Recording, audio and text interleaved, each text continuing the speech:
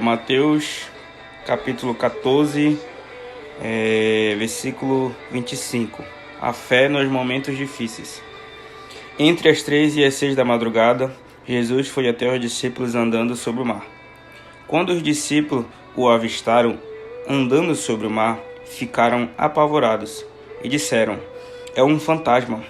e gritaram de medo. Jesus, porém, logo lhes disse: "Coragem, sou eu, não tenham medo." Então Pedro lhe disse: "Senhor, és tu?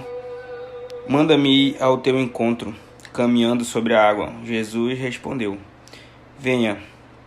Pedro desceu da barca e começou a andar sobre a água, em direção a Jesus. Mas ficou com medo quando sentiu o vento e começou. Mas Pedro ficou com medo quando sentiu o vento e começou a afundar. Gritou: "Senhor, salva-me." Jesus logo estendeu a mão, segurou Pedro e lhe disse: "Homem fraco na fé, por que você duvidou?" Então eles subiram na barca e o vento parou. Os que estavam na barca se ajoelharam diante de Jesus, dizendo: "De fato, tu és o Filho de Deus." Quando Jesus fala para Pedro: "Venha", ali nós temos um porto seguro, um colo de pai, né? Mas mesmo assim nós duvidamos da capacidade das coisas, né? E Pedro saiu da barca e foi em direção a Jesus. Só que como Pedro também já era um cara de um coração muito duro e muitas das vezes não acreditava nas coisas, ele foi fraquejando ao andar perto de Jesus sobre a água.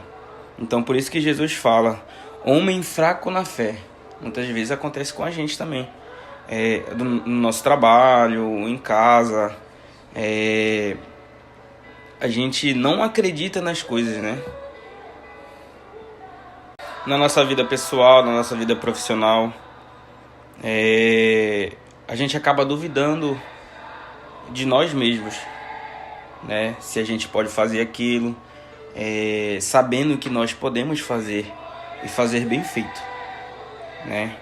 Então, para que a gente não tenha momentos de fraqueza, a gente sempre tem que entender que Ele vai estar com a gente, independente da dificuldade, independente do que a gente estiver passando, né?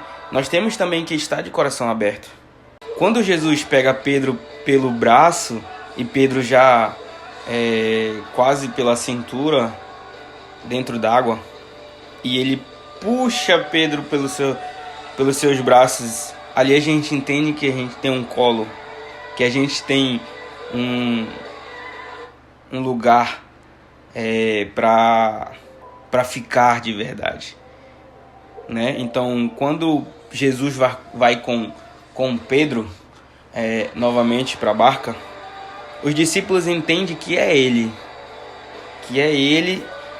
que nós devemos adorar, acreditar, glorificar e ter fé.